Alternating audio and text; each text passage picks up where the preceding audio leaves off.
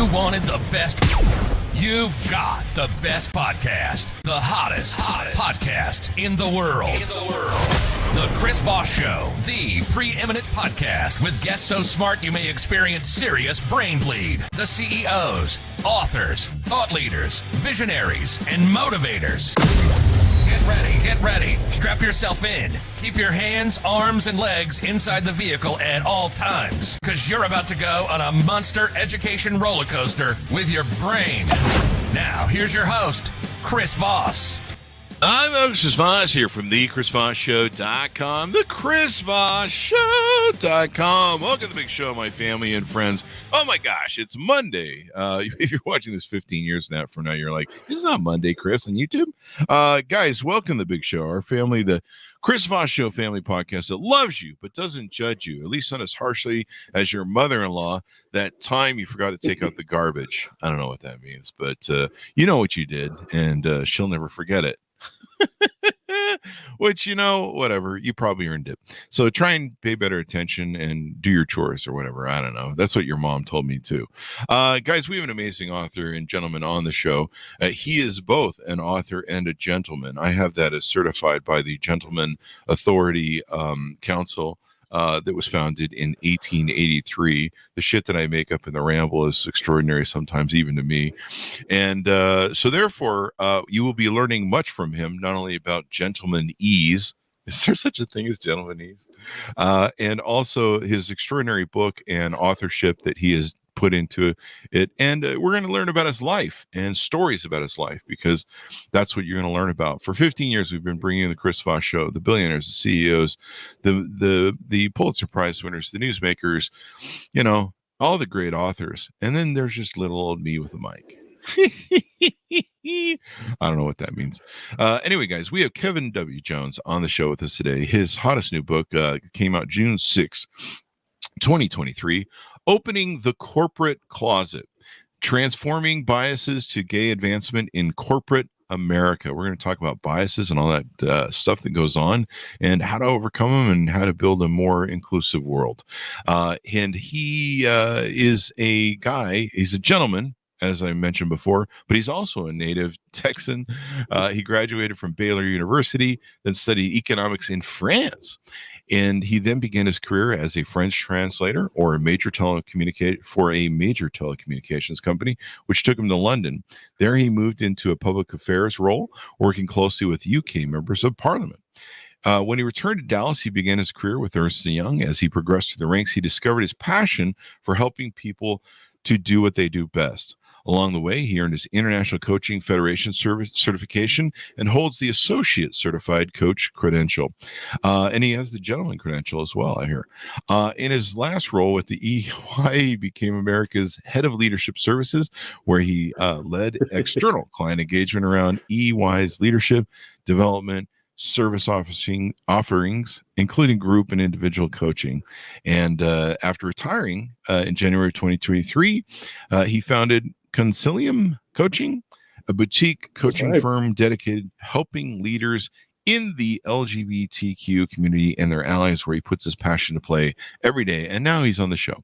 Welcome to the show, Kevin. How are you? Hey, Chris. I'm great. Thank you. It's good to be here today. There you go. And it's an honor to have you as well. Thanks for coming on the show with your gentlemanese stuff that I make up in the thing. I think I'm going to roll with that forever. I got to Google that and see if I just create a new word. Give us your .com so people can find you on the interwebs. Yeah, it's conciliumcoachingllc.com. That's a mouthful, but conciliumcoachingllc.com. It's Latin for collaboration and guidance. I'm a big Latin geek, so that explains why you got to have such a challenging thing to look up online. There you go. So let's get a 30,000 overview of the book and what's inside. Yeah. So, the book came about because of an idea that I had a few years ago working in corporate America. Mm-hmm. It focuses on the challenges that people in the LGBTQ community face as they work their way up the corporate ladder. Some of the challenges are barriers that they put in front of themselves. Some of them are institutional barriers. Some of them are microaggressions. But for all sorts of reasons, people aren't making it up to the top as LGBTQ people in the same numbers and the same representation as other minorities are. Hmm. So that's having an impact. That we're still struggling with the inclusion sort of thing in the corporate world. Then. Yeah, absolutely. And the thing that I would add is it's the book also kind of takes my own life and my own experiences as somebody who also moved up in corporate America. But it kind of starts off with my childhood, some of those influences, because I always say in my coaching practice, we don't just and we're this person who we are today. We bring childhood and all those experiences with us. And Mhm. so if you grew up LGBTQ, you're showing up with all those experiences as well. And those have a big impact on your ability to advance based on what you tell yourself as well as what you hear from others. There you go. I mean, it seems that there's inherent bias in just how humans operate. It seems, but we're trying to overcome a lot of the different things. Opening the corporate closet, maybe encouraging people to come out of the closet if they're hiding. Have you thought about sending this to Tom Cruise or John Travolta? Yeah, I've got it. John Travolta has a restraining order on me, so I Oh, can't send anything to him. oh, But I'm going to try it with Tom Cruise. Kidding. there All you go. kidding aside, yeah. Send it as a massage therapist. I've heard about that. Anyway, so give us your story.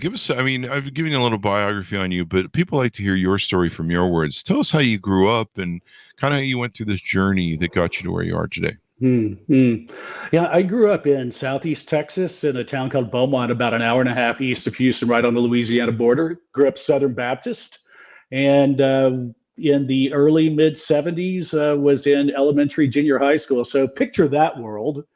And I grew up Mormon, so yeah, I know that. well, there you go. We'll have to swap Yeah. some more notes after the podcast, and all that came with that.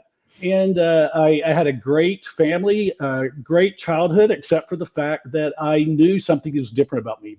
Mhm. Always knew. And in church, I was probably the loudest singer, the most active participant in the youth choir and youth events, Yeah. trying to convince everybody that I was better than everybody else, so that if they ever found out my secret, it wouldn't matter. Oh. And you learn really quickly how to hide those things, especially in Southeast Texas, which is pretty much a big oil community and a lot of people who are happy to tell you why your lifestyle is wrong. And I use that word lifestyle in quotes. It's obviously not a lifestyle. You're born with it. But I grew up with that and grew up learning how to hide it and firmly in the closet, especially when I saw how the bullies at my school treated other people. And I'll say one more thing on top of that. If people of a certain age, like me, you're much younger, so you probably don't remember this, but people of a certain age remember Anita Bryant and all of her. She was the orange juice spokesperson in Florida. And she spoke a lot about the homosexual agenda in the 70s and how gays were trying to convert your children. Oh, wow. And I remember all this. I was 10, 11 years old, and this was all at the forefront of my mind, on top of our Southern Baptist preacher preaching about the sins of homosexuality and the abomination. So that's kind of the childhood I grew up in. I mean, it's not as bleak as all that. I had fun times as well. But it was this environment that was immersing me in identifying new and creative ways of hiding who I was. Wow. It sounds like it was quite the struggle. So when did you finally decide to come out, and what was the proponent that, made you decide to, step into that light where, you were going to be exposed? Yeah, well, it's funny because I talk about a little bit in the book, this notion of coming out more than once, which is something I did. And for many people like us, and I digress for a moment, we come out a lot. But to your point, I came out once and for all when I was 25 years old. I'd come back to the U.S. from France. I was just tired. I was exhausted of trying to pretend. Yeah. And it just got to be too much emotionally, physically. I stopped going out with old friends because I was so concerned about what they would think. And so finally, I said, enough is enough. I came out to all my friends, all my family, and apologies if you hear the dogs in the background. They're defending me against the UPS man. Two crazy Boston Terriers. There you But anyway, so I finally came out once and for all, and I never looked back. And the funny thing is, most of the people I came out to said, yeah, we already knew. So much for like the big, so anticlimactic. Well, keeping secrets. I saw this. Oprah had something said this on the show once. The secrets you keep inside are like poison, and until you let them out, Mhm. they tend to infect you the most. Mhm. Let me ask you this: when you were in France and overseas doing stuff before you came back to the U.S. and came out, were you able to? Did you find you were more accepted there? Were you able to come out there? The funny thing is, no, is the Really? short Wow. answer. Yeah. I would And, have I thought. think, well, you would, right? You'd think, oh, this is Europe. It's pretty open, pretty liberal. But Hmm. if I think about the time period, this was say 1990, 91, 92. Mm. We're still in a time period where you've got sort of this Latin culture and people are largely Roman Catholic. Oh. And so even in the large cities, there is this sort of sense of machismo. And if you're gay, then you're all these things, all these stereotypes. And so I pretty quickly realized when I was there that as liberal as it is in many ways from a social safety net perspective, socialized medicine, and so on, when it came to those old societal norms, they were still pretty homophobic. So I stayed firmly in the closet. Wow, that's amazing. You think about where we're at now, where we're supposed to progress so far that we understand everything, and it's supposed to be more inclusive, but we still have more work to do, which I guess leads us right back into your book. Did you find that when you went to work with it was Ernst and Young, I think, Yes. Yeah. that you were experiencing sort of biases you were trying to advance through the corporations? Hmm. What's funny about that time period with Ernst and Young, when I started there in 2005, and I was out from day one. And the big Hmm. difference was a lot of life had happened, but also I had a partner by then who's my now husband, Simon. Hmm. And I said, I am not going to be unfair to him by pretending I'm somebody I'm not. Hmm. And so for the very first day, I was out. And from my own perspective, the what was limiting was not the firm. The firm was and still is very supportive of DEI efforts, of Hmm. people bringing what we say, we bring your full self to work every day. Hmm. And so it wasn't so much that the firm had any limitations on me, but I put some limitations on myself. And part of that is, and I talk about this in the book as well, it's easy to say, with all due respect to Ernst and Young, it's easy to say bring your full self to work because they did encourage it. But Mm. I had clients, and I most of my day was spent working externally with people in the oil and gas sector who may not have been quite as accepting of the LGBTQ community as people within the firm. Mhm. And so I had to make these micro decisions all the time about how I interacted with these people, what I would tell them, what I wouldn't, because it might affect my career indirectly if they decided they didn't want to work with somebody who was gay. Yeah. And it's definitely an issue. I remember our first sexual as our company was growing and becoming large and expanding pretty rapidly.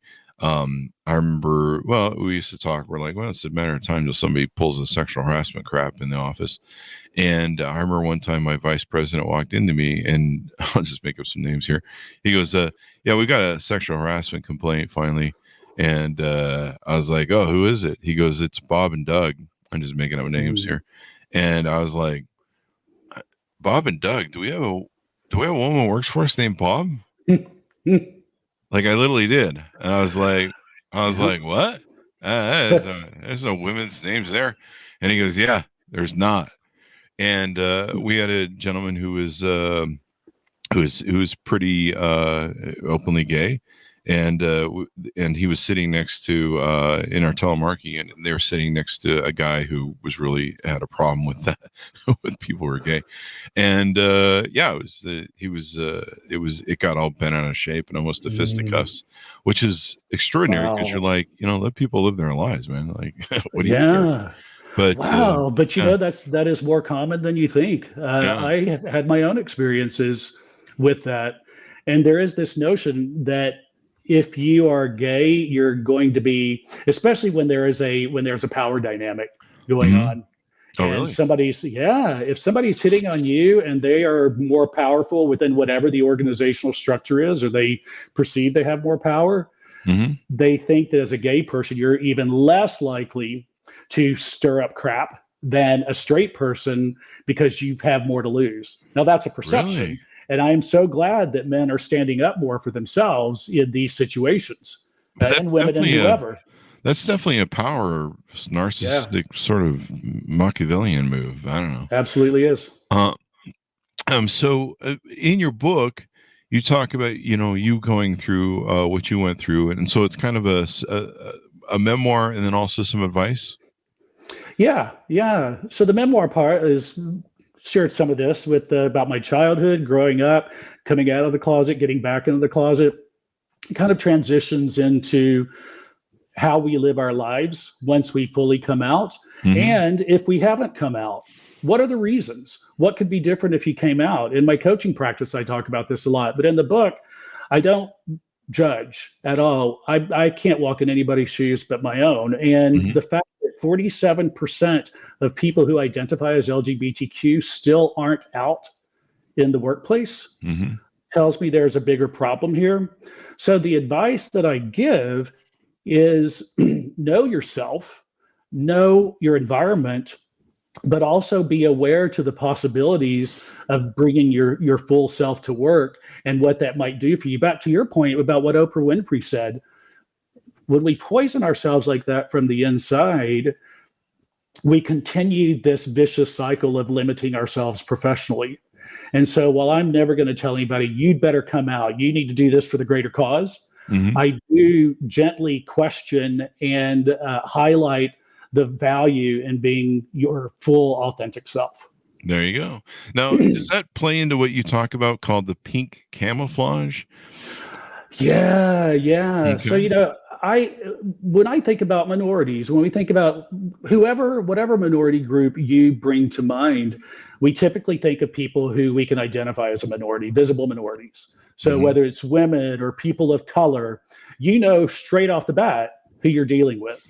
And you make adjustments and assessments about people. I mean, it's not just because it's a woman or somebody of color. We look at each person we see and make these micro assessments about that person.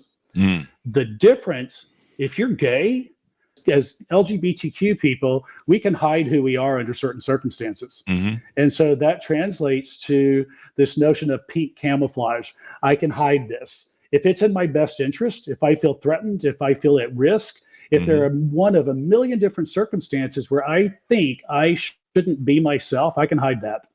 And we learn that early on in life. If you grew up in, say, a family that was homophobic, if you're black, if somebody decides to make a racial slur, that's pretty awful because they know you're black and they're saying it to your face. It's awful regardless. But if they know this and they're saying it to your face, pretty crappy. But if somebody doesn't know you're gay and they don't like gay people, they will talk about it freely. I have experienced that firsthand. And so many of us growing up, we got those signals early on that it wasn't good to be gay. We heard it firsthand, and we learned how to camouflage ourselves with this peak camouflage so that we learned how better to make ourselves accepted in society. I guess that's true. I mean, there are biases against people of color and women that inclusion is trying to solve in the marketplace. But because you can usually see who is a woman and who is has different who's has from different races. But I mean, I have a pretty good gaydar because I've had a lot of gay friends over the years, so I can usually tell. I've learned, but. I've been a CEO all my life. I run companies since I was 18. The one thing I learned a long time ago is I ran out of good ideas in, like, what was it, 1995 or something, and that's when I went, I need you people, everyone who works for me, to come up with great ideas. And I learned that I am not the arbitrator of all the great ideas in the world, and probably less so as the older I get and the more the brain fog is over. and you never know where the great ideas come from. So I became an idea collector, and I love going to all my people and going, give me ideas, write stuff down. I don't care what it is, just wing it, throw it, give me anything, give me something. And I've learned over the years that some of my most profitable ideas have come from people that have worked for me, that sometimes they could be a line cook or a telemarketer, or some person that maybe isn't even the executive thing, and they can have a great idea, mainly because a lot of times they're at maybe the forefront of the business, where they're in the front line seeing what's really going on with my company that I'm not aware of. And so I'm not the arbitrator of all the great ideas, and I don't think any leader really is. And so saying I don't like this person or that person for whatever different reasons, unless they're just an awful human being or they're a lazy worker or something. But I've never trying to say, well, certain people don't have great ideas is just insane, and cutting yourself off from that lifeline. I mean, there's sometimes where my business has been saved because, just anybody in my company comes with an idea that I would never expect to come with a great idea or something, or just minor adjustments to my business. So it just seems to me insane that people are running with these biases, because you just never know where good ideas are going to come from. And that's not the only reason to be inclusive. There's a lot of other reasons. You want people to live their full life and their true authentic self, because if they can be self-actualized in your company, they're going to do better and be better people and deliver better results. And that kind of sounds like I'm just thinking of people as results-oriented people, but they're going to be happy, you're going to be happy, and the world's going to be happy. How does that sound? Did I round that out nicely? I love you said that, and I would add one thing to that, which is, to your point, you've got people sitting around the table, and you're the leader, and you're getting all these great ideas. If they all look and act like you and have the same background, you're probably going to get similar ideas to what you've already come up with. You need that diversity around the table, like to your point, to get those great ideas. Yeah, and people bring diversity, I think, from their different journeys of life. There's that famous one of my favorite speeches is by Steve Jobs, and he talks about his journey of life where he failed college. I never went to college. And so our journeys and his aspects of looking at stuff was very different than most people's, and you just never know people's different journeys or stories in life. The things that they learned that they can apply to your business are all going to be different. That's why I love the show, is people come on and tell their different stories, and I get to just live in the hybrid of so many different variations of people's lives. There's no one right way. But so it's great that your book helps people deal with maybe coming out and encouraging them to live their full authentic life. You talk about the gay glass ceiling being real. Tell us about that and what you wrote about in the book about that. Yeah, it comes from the notion, obviously, of the glass ceiling for women. And the gay glass ceiling, I talk about it being a different type of glass. And I think in many ways it can be thicker, especially when you think of the intersectionality. You have women who are also lesbians. You've got, you're not in just one group. But in many cases, the reason that the gay glass ceiling is there, and what I talk about, is this notion, again, of whether it's self-limiting or whether it's being limited by forces outside of your control. You have so many other barriers to making it through to the C-suite or whatever level you want to get to in corporate America. And not only are the barriers that are there that you or somebody else may put in your way, but you're also looking at different societies. You may work for a multinational, but that multinational may have offices in Dubai or Malaysia. Oh, wow. And you can't get those same opportunities as a straight person because it's illegal to be gay in those countries. That's true. And so you're not going to get those same opportunities for mobility, for the experiences, for the contributions to your organization, if you can't go to those same places that straight people can go to. That's and true. So even in the best organization, if you're a multinational, I just use that as an example. There are many others I talk about in the book. But if you're a national organization and you're limited in where you can go, then you're also limited in your career opportunities. There you go. And it's dangerous to go to those countries. It's dangerous. Too. I mean, it's absolutely. It's not only, it's a life or death sometimes in some of these places, and some of the community or societies there aren't too inclusive oriented. Yeah. So let's talk about what you do with your coaching services at conciliumcoachingllc.com. Tell us about some of the leadership coaching services you do. You do it for the LGBT community and their allies, as you put it. Tell us about how you service that, how you provide that, and some of the different opportunities you offer people.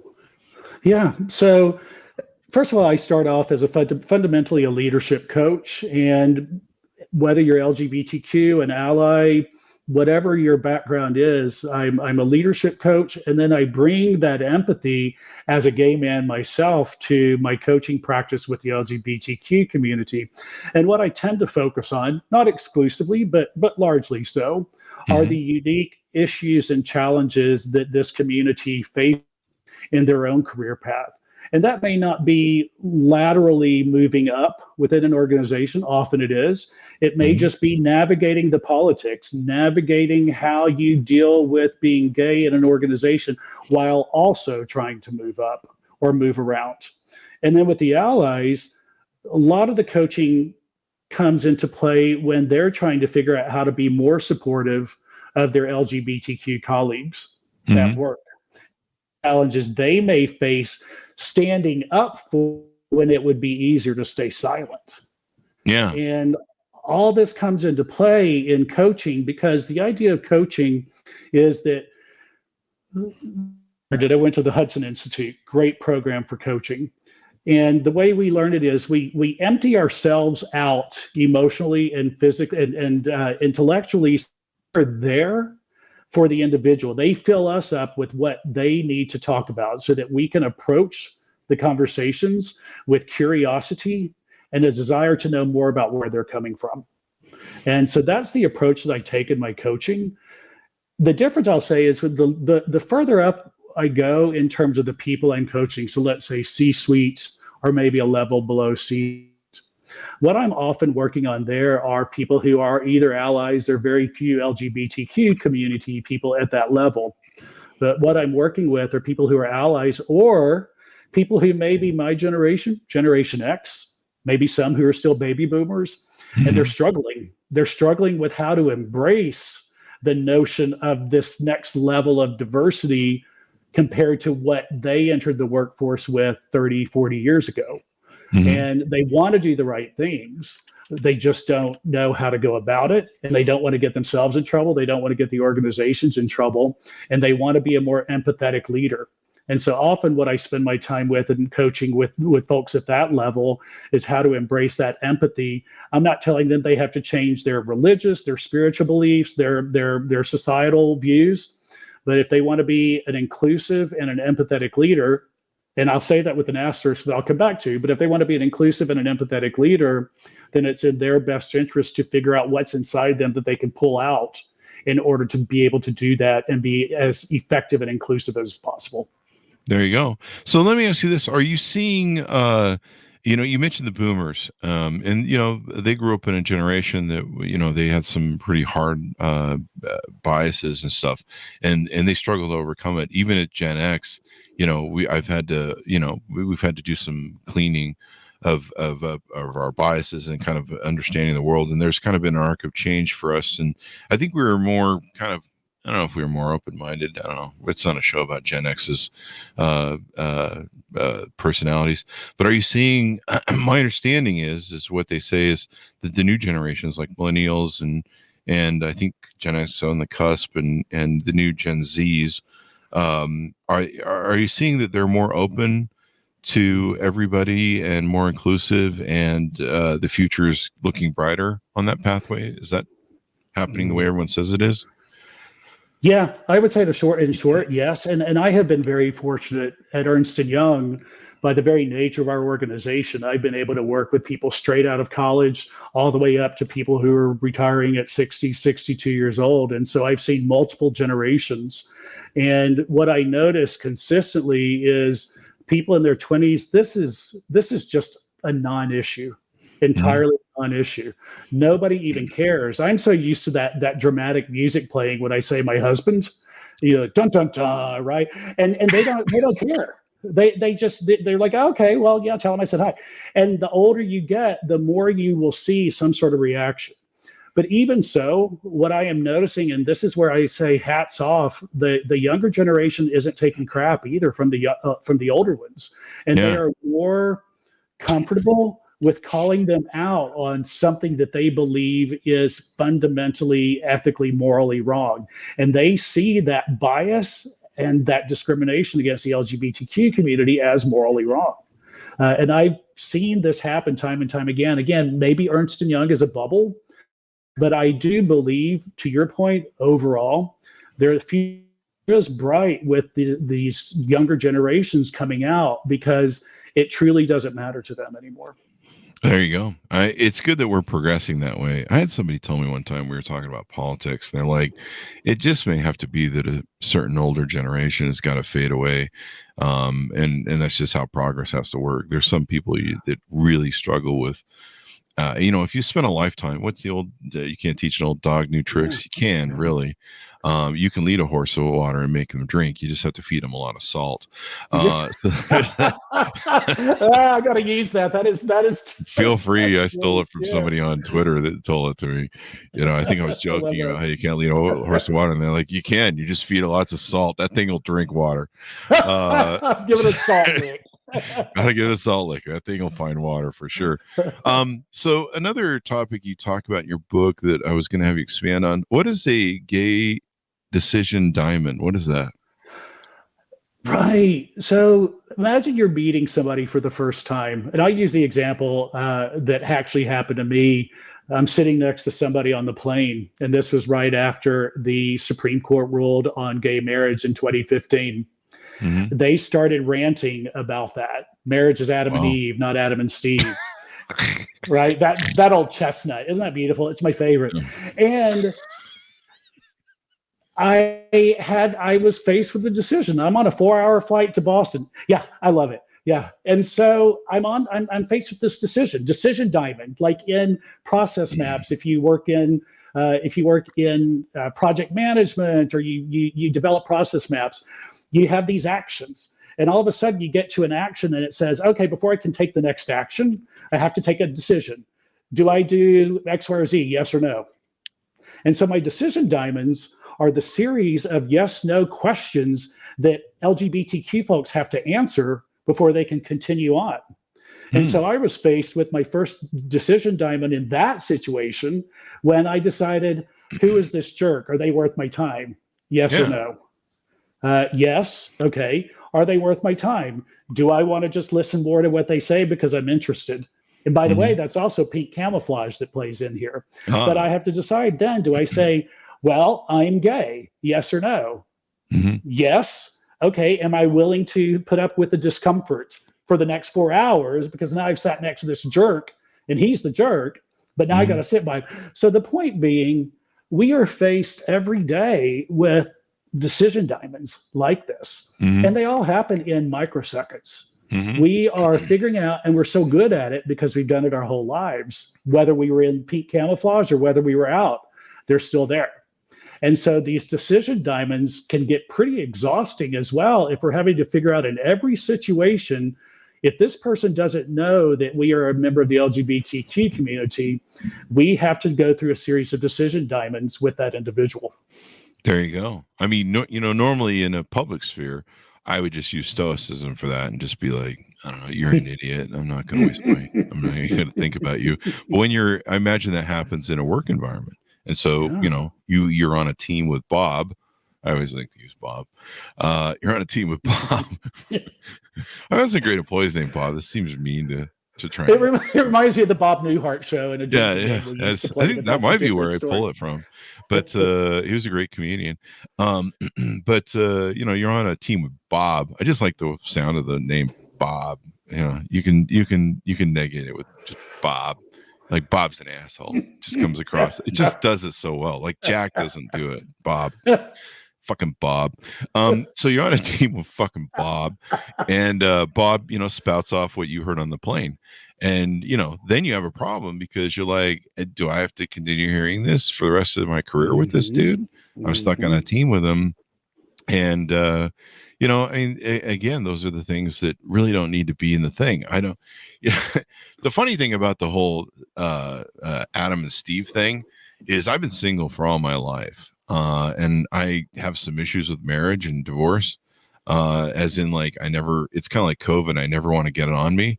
And there's a running punchline through my life and what I see in my life because I suppose my bias. But I see everybody who tells me the hallowed nature of marriage and the sanctity of marriage crap, and you find out they're cheating and they got a mistress on the side, and they end up divorcing. It seems like every a guy who's a preacher who's telling me about the hallowed nature of whatever, he's got a hooker in the basement or something. I don't know. And you're just like, oh yeah, the thing there. So I have a whole different bias to, if you tell me you're married, if you tell me you're married, that's fine. I don't care. It's your world. Have fun with that. But I just figured I'd bring that up for the funness of it. I have to say, I love that analogy as well. I can tell you all sorts of stories about the sanctity of marriage, and I am married, and I will tell you, I was determined. So my husband and I was determined. He said, well, why don't we get married? We got married in 2016. Mm-hmm. And he said, well, we could get married earlier. I said, no, I want to wait till I can have the state seal of Texas on my marriage certificate. That's another story for another time. You're selling my first 10 ex-wives. Yeah. I'm just kidding. That's a joke. To your point about fucking Bob, because I have experienced quite a few of those guys in my life. It's fascinating because this is something I have coached people in my coaching practice about as well. When and again, these power dynamics, there's such a factor of where Bob is in relation to you in the hierarchy. Yeah. If you're entry level or junior and Bob's more senior to you, even if you have every right to report him or say something to him, you ask yourself the question, what does this mean for my career and my opportunities for development and advancement? What assignments do I get if I say something? Am I branded the troublemaker? It's easier the further up you go, and the likelihood increases that you are more senior to Bob, because then you can say, hey, asshole, let's have that conversation one-on-one, come into my office and see if you got a different response. Because then the power dynamics shift. I'm not saying that's the right way to do it, but there is some value in being able to leverage that power to influence for good. Definitely. I mean, people just shouldn't bring their own personal biases in the thing. No one wants to hear politics at work. No one wants to hear your opinions, and all that interesting stuff. Do you find, now evidently you're a practicing Christian still. What's it like to deal with all that in the workplace? I mean, there's a lot of stuff you can run into in the workplace with all the things you got going on there. Yeah. Well, I will say I'm no longer a Southern Baptist. I'm Episcopalian now. Shocker, spoiler alert, but I am a practicing Episcopalian. And the thing that appeals to me so much about the Episcopal Church is that they have three fundamental points on a triangle. There is tradition, scripture, and reason. And that last element of reason appeals to the intellectual in me. We're all intellectual. Yeah. But we often go into our faith, putting our intellect aside and just say, well, that's God's will, or God doesn't like it, because we all assume we know what God's will is. Mm-hmm. And so we set that intellect. And faith isn't about setting your intellect aside. It's about using your intellect to decide what you believe and what your faith is about. And so that's how my spiritual journey has evolved into what it is now, and being able to use my intellect without apology. But it's funny that you talk about the workplace, because with Ernst & Young and with many large organizations, you might have people who are practicing Christians or Buddhists or Muslim or whatever it is, Jewish, and on. And there's so much diversity in that. What I find challenging is in my coaching practice, I have been shocked when people say, I have people approach me in the hallway at work and ask if they can pray over me because I'm gay. Shit. I shouldn't laugh at that, but I mean, that's extraordinarily dumb that people do that. But It is crazy. And so you've got Like, these I can people. pray for myself. I'm Christian. Yeah. Can I pray over you for being Can a I pray bigot? to I you for mean, being right? Yeah. stupid? Maybe This is, yeah. I don't think Let's there's have enough a, prayers in the world to fix your stupidity, but we could yeah, let me try. get all my other gay folks around me and we'll do a prayer chain for you. But it Uh, is crazy that it's some an of the old, stuff that you see like that, it happens. And this one example, I said, well, what'd you do? Did you go to HR? And they said, well, this was the HR lead who asked to pray over me. are you serious? Oh, wow. I'm thinking you need to find another job. But the point is, this is the kind of stuff that happens in what I would call less enlightened organizations. I Mm, appreciate that sounds a little patronizing, but the surprising thing is that it happens at all. yeah. But you have people who, on top of having navigate the corporate ladder just from their own performance and capabilities in relation to being gay, now you've got people who are bringing religion into it and asking them if they can pray over them to pray the gay away. Jeez. That's one way to stack the HR complaint. Right? Check all the boxes, if you will. I There you shouldn't go. laugh about that, but it's so ignorant and stupid. I mean, the It's way I've amazing. always run my companies, I just want you to do your fucking job and do the work you're supposed to do. Like all that other stuff, I don't want to hear about. Like I'll yell at my employees if they spend like an hour on the phone with their girlfriends or wives, because I'm like, I don't pay for that, man. You go Right. home and do that. Right. Like, I don't know what you do anyway. Like, why would you talk to your girlfriend or your wife for 2 hours at work? You got to go home and talk to her some more. Like, what the hell? Like, What else do you have to say during the day that you can't like, wait till the yeah. evening? Like, I mean, and technically your work is the time to get away from them and like get a break. Yeah. Like my girlfriends, they get 5 minutes, man. They get 5 minutes in a day. Maybe if they call twice, they got something they need to run by me or something. But it's like, no, I'll see you at home. I spend 8 hours at work and I spend the rest of the time with you usually. And yeah, I mean, I'm working here. I'm making some money, man. I got to pay for all that expensive shit you buy on Amazon. I hear you on that. Yeah. It's funny because So, I'm lucky because Simon is a teacher, and so he doesn't really have the time during the day to talk because he's yeah. always in class, and it drives him crazy because I'll text him. I'll say topics for discussion this evening, and send like 4 or 5. And This is why I'm not Yeah. married. So, the marriage joke's fine. But hey, you guys have been married for a long time. You guys are happy and all that good stuff. So this has been really insightful and hopefully given people, we put these on LinkedIn and LinkedIn newsletter. So, there's a lot of HR people and hopefully some of them are learning. You joked about the HR person who did the Christian thing. But the one thing to remember, people, is stupid is forever. As I think it was Ron Brown said, one of the Brown, stupid is forever. It's you can't fix it. So don't be stupid, or try not to be stupid, or at least try and fix your stupid. Or if you can't fix your stupid, do what Shakespeare said. It's better to be silent and not say what you think than to open your mouth, or and to be thought as stupid than to open your mouth and prove it, which is. Probably should have done a long time ago with the podcast because everyone's been like, he's been stupid for 15 years. It's Chris Voss. Anyway, give us your final pitch as we go out about the book, about people onboarding with your services and picking up the phone or the email and connecting you with your coaching services. Oh, thank you. Yeah. So final pitch I would say here is, I would love for you to buy the book, but more importantly, I would love for you to be your authentic self, whoever you are, wherever you are. And if you have trouble with that, reach out to me. If you don't want to reach out to me, reach out to someone. Life's too short to live in hiding and to have those gay decision diamonds draining all of your energy every day. Be yourself, be authentic, and reach out to me. There you go. And that an add-on point, what you said, it's draining. It is draining when people hide who they are, or they hide their trauma, or they hide their issues. They're living in the anxiety of it. We've talked a lot about trauma and different issues on this show and what people hide, what people mentally deal with. And the hiding is sometimes so much work for people, and it's so draining. And I imagine is for the LGBTQ community, and it's so much work.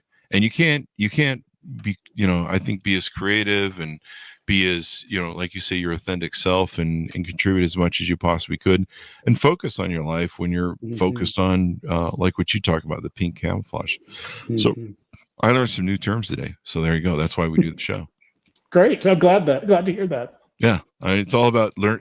I learn more off this show than probably anybody else does. Probably because I have to listen to every episode.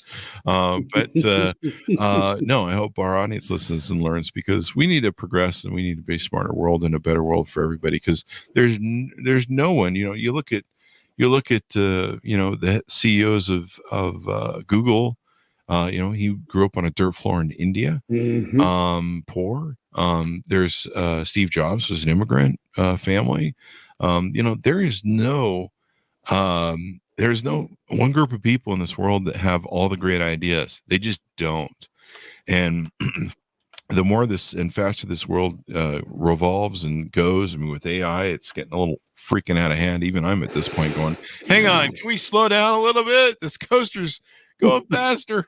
So, it's really important that we give everybody a shot at the title.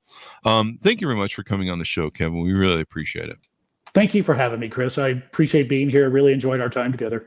And thank you for coming. And just remember, I gave you the title of Gentlemanese, or whatever that sort of gentleman bit I made up at the beginning. We improv every ramble on the show, and I just wing it. Sometimes it's really funny and interesting. Sometimes I'm like, where the hell did that come from? But that's the power of the stupidity of the ramble. Thanks to my audience for coming in. We certainly appreciate you. Without you, we couldn't do it at all. We had some great reviews come in on the iTunes there. So if you get a chance, go give us a 5-star review over there. We really appreciate it. Imagine having your beverage of choice while dishing with your bestie. Chris Voss is that smart and boisterous friend with decades of high and low experiences to draw from. It's a back and forth educational forum where all can learn and grow. Lively, insightful education banter. 5-star review from someone there on the iTunes. We certainly love you and appreciate you, those people who take out their personal time to do it. Go to goodreads.com/Chris Voss, LinkedIn.com/Chris Voss, YouTube.com/Chris Voss, and all those places on the internet. Thanks for tuning in. Be good to each other. Stay safe, and we'll see you guys next time. And that should have us out.